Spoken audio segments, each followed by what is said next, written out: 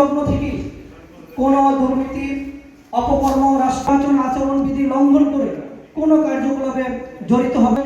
ইসলামী আন্দোলন বাংলাদেশ বরগুনা 1 আসনে সকলের সাথে আমরা দিক নির্দেশনা এই সংগঠন থেকে দেওয়া হয়েছে। আমাদের দ্বারা নীতি বহির্ভূত কোনো কার্যক্রম হচ্ছে। ধন্যবাদ।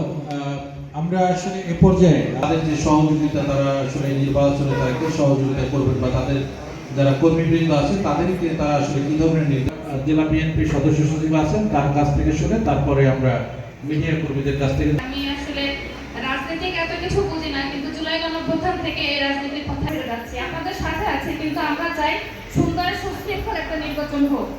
আর বিশেষ করে আপনারা যারা পর্যন্ত আসলে কোনো প্রার্থী এখন পর্যন্ত তারা আসলে আচরণবিধি লঙ্ঘনের অভিযোগ তাদের প্রক্রিয়া শান্তিপূর্ণভাবে এই আসলে নির্বাচন সম্পন্ন হবে। আমি এ পর্যায়ে বরগুনা জেলা বিএনপি কাজ করা উচিত যে কোন কোন জায়গায় বৈষম্য হচ্ছে, সেই জায়গাগুলিতে কেউ কাজ না করে 75,000 টাকা বেতন পায়। আমি নাম বলবো না কোনো সেক্টরে, একেবারেই না।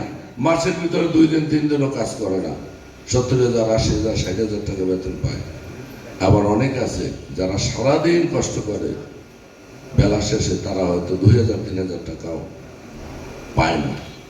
এই যে বৈষম্যগুলো আছে, এগুলো রাষ্ট্রের একটা বড় জায়গা থেকে কমিশন গঠন করে এই সমস্ত জায়গাটা সমতা আনার দরকার, বৈষম্য দূর করা দরকার।